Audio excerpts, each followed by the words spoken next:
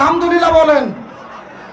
আমাদের বগুড়া জেলার কৃতি সন্তান, শুধুমাত্র বগুড়া জেলা নয়, বাংলাদেশের আঞ্চলিক ভাষায় যতগুলো বক্তা ওয়াজ করে বেশি পরিচিত, তার মধ্যে আমাদের বগুড়া জেলার রুহুল আমিন যুক্তিবাদী আমাদের চাচা অন্যতম। কথা বলেন ঠিক কিনা? আমার তো মনে হয় আমাদের বগুড়া জেলার মানুষদের আমার চাচাকে বেশি কদর করা দরকার। তার কারণ আমাদের বগুড়া জেলার বগুড়া ভাষাকে তামাম পৃথিবীতে ভাইরাল করে দিয়েছে। কথা বলেন ঠিক কিনা? গভীর মনোযোগ, ভালো করে বুঝবেন। যেই মুরব্বীকে আপনারা অন্তর থেকে ভালোবাসেন, আমরাও ভালোবাসি, আমি তাকে বাবা হিসেবে শ্রদ্ধা করি। তিনিও আমাদেরকে যে গোলাম রব্বানী যুক্তিবাদী ভাই আছেন, আমি রয়েছি, বিশেষ করে বগুড়া জেলার যত বক্তা আমাদেরকে সন্তান হিসেবে তিনি স্নেহ করেন, ভালোবাসেন। বিশেষ করে আমাদের বগুড়া জেলার আমরা যত বক্তা রয়েছি, প্রত্যেকটা বক্তার এখন আমাদের মুরব্বী হলো দুইজন। জোরে বলেন কয়জন? একটা হলো রুহুল আমিন যুক্তিবাদী, আর একটা হলো মুফতি ফজলুর রশিদ মিয়া। কথা কোন ঠিক কিনা? এই দুইজনের উপরে আমাদের আর কোনো মুরব্বী, এই দুইজন মানুষ আমাদের বগুড়া জেলার নিয়ামত, আমাদের অহংকার। আমরা দোয়া করি আমার চাচা রুহুল আমিন যুক্তিবাদী এবং মুফতি ফজলুর রশিদ মিয়া দুইজনই গত মাসে আপনারা জানেন প্রচন্ড অসুস্থ হয়েছিল। একই সঙ্গে আমরা দোয়া করি আল্লাহ তাআলা আমাদের বগুড়া জেলার দুই রত্নকে আল্লাহ তাআলা আরো দীর্ঘ হায়াত দান করুক, বলেন আমিন। আল্লাহ তাদেরকে সুস্থতার সহিত কোরআনের হক কথা বলার তৌফিক দিক, বলেন আমিন।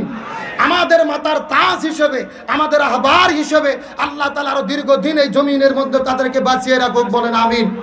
যে যেখানে আসেন এখনই তিনি আলোচনা করবেন। আমি শেষ কথা বলে আপনাদের মধ্যে থেকে বিদায় নিয়ে চলে যাব।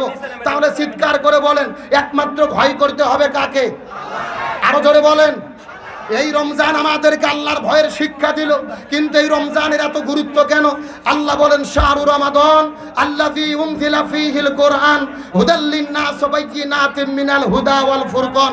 আল্লাহ তাআলা বলতেছে রমজানের কোনো গুরুত্ব থাকতো না যদি রমজান মাসে কোরআন নাজিল না হতো। জোরে বলেন, কি নাজিল না হতো? তার মানে বোঝা গেল রমজানের সম্মান কিসের কারণে? সর্বশেষ কথা বলেন, কিসের কারণে? এখন এই কোরআনের সম্মান আমরা কিভাবে করব? কোরআনের হক হলো 4টা। জোরে বলেন কয়টা? 1 নম্বর কোরআন পড়তে হবে, 2 নম্বর কোরআন বুঝতে হবে, 3 নম্বর কোরআন নিজে আমল করতে হবে, 4 নম্বর কোরআনের আইন সমাজে বাস্তবায়ন করতে হবে। জোরে বলেন কোরআনের হক কয়টা?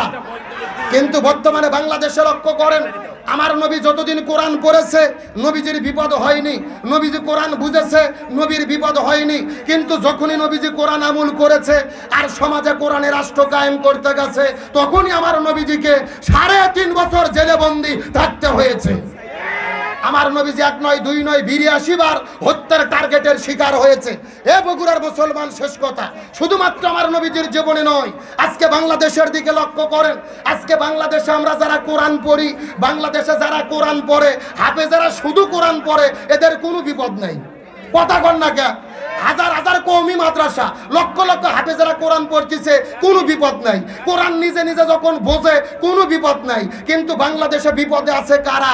যারা কোরআন নিজে আমল করেছে আর সমাজে কোরআন প্রতিষ্ঠার আন্দোলন করতে গেছে। আজকে আল্লামা সাঈদী, আল্লামা মামুনুল হক, মুফতি আমির হামজা, এদের কি অপরাধ?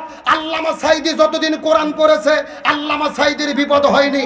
আল্লামা সাঈদী যতদিন কোরআন বুঝেছে আল্লামা সাঈদীর ততদিন বিপদ হয়নি। কিন্তু আল্লামা সাঈদী যখন বলেছে আমি কোরআন নিজে আমল করব, এই বাংলাদেশে কোরআনের আইন বাস্তবায়ন করব, তখনই আল্লামা সাঈদীকে 13 বছর জেলে বন্দি রেখে বিনা চিকিৎসায় পরিকল্পিতভাবে হত্যা করা হয়েছে।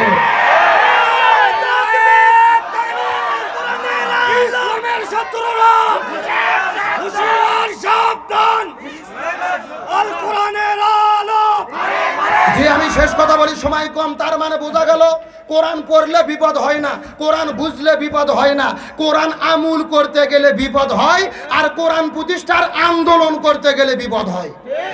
কথা কন না কে? আজকে বাংলাদেশে যারা কোরআন পড়ার দলে এদের কোনো বিপদ নাই, যারা কোরআন বোঝার দলে এদের কোনো বিপদ নাই।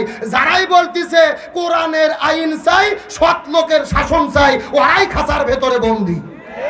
এখন আমি শেষ কথা বলতে চাই, বগুড়ার মুসলমান, কোরআনের 4টে হক আদায় করতে গিয়ে আমাদের যদি জেলে যেতে হয় রাজি আছেন?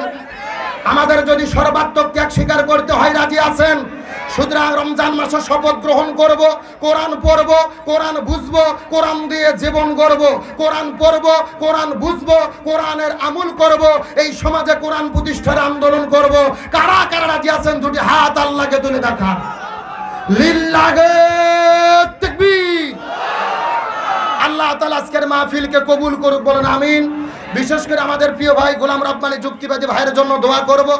আজকে যতগুলো আলেম এখানে এসেছেন তার সৌজন্যে আমার অত্যন্ত কাছের, আমার স্নেহভাজন ভালোবাসার মানুষ আমার প্রিয় ভাই গোলাম রব্বানী যুক্তিবাদীর জন্য দোয়া করি। আপনাদেরই সন্তান, আপনাদেরই জামাই, তিনি আজকে শুধু বাংলাদেশ নয় তামাম পৃথিবীতে পরিচিত মুখ। আল্লাহ তাআলা গোলাম রব্বানী যুক্তিবাদী ভাইকে যেন আরো সম্মানিত করে, বলেন আমিন।